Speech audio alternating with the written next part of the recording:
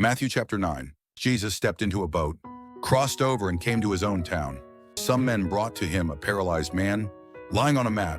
When Jesus saw their faith, he said to the man, "Take heart, son, your sins are forgiven." At this, some of the teachers of the law said to themselves, "This fellow is blaspheming." Knowing their thoughts, Jesus said, "Why do you entertain evil thoughts in your hearts? Which is easier to say, 'Your sins are forgiven,' or to say, 'Get up and walk'?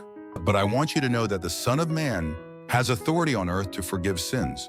So he said to the paralyzed man, "Get up, take your mat and go home." Then the man got up and went home.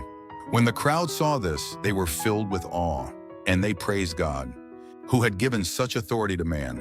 As Jesus went on from there, he saw a man named Matthew sitting at the tax collector's booth. "Follow me," he told him. And Matthew got up and followed him. And while Jesus was having dinner at Matthew's house, many tax collectors and sinners came and ate with him and his disciples. And when the Pharisees saw this, they asked his disciples, "Why does your teacher eat with tax collectors and sinners?" On hearing this, Jesus said, "It is not the healthy who need a doctor, but the sick. But go and learn what this means. I desire mercy, not sacrifice. For I have not come to call the righteous, but sinners." Then John's disciples came and asked him, "How is it that we and the Pharisees fast often, but your disciples do not fast?" Jesus answered, "How can the guests of the bridegroom mourn while he is with them? The time will come when the bridegroom will be taken from them. Then they will fast.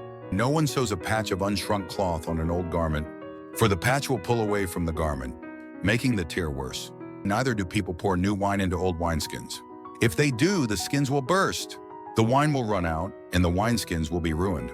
No, they pour new wine into new wineskins, and both are preserved." And while he was saying this, a synagogue leader came and knelt before him and said, "My daughter has just died, but come and put your hand on her, and she will live." Jesus got up and went with him, and so did his disciples. Just then a woman who had been subject to bleeding for 12 years came up behind him and touched the edge of his cloak.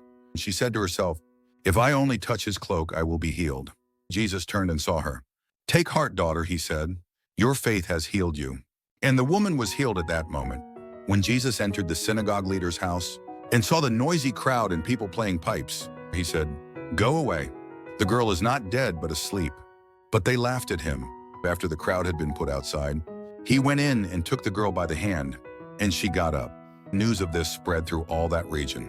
As Jesus went on from there, 2 blind men followed him, calling out, "Have mercy on us, Son of David."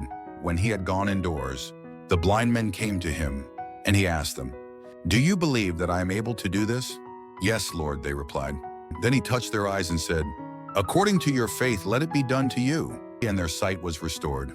Jesus warned them sternly, "See that no one knows about this." But they went out and spread the news about him all over that region. While they were going out, a man who was demon-possessed and could not talk was brought to Jesus. And when the demon was driven out, the man who had been mute spoke. The crowd was amazed and said, "Nothing like this has ever been seen in Israel." But the Pharisees said, "It is by the prince of demons that he drives out demons." Jesus went through all the towns and villages, teaching in their synagogues, proclaiming the good news of the kingdom, and healing every disease and sickness. When he saw the crowds, he had compassion on them, because they were harassed and helpless, like sheep without a shepherd. Then he said to his disciples, "The harvest is plentiful, but the workers are few. Ask the Lord of the harvest, therefore, to send out workers into his harvest field."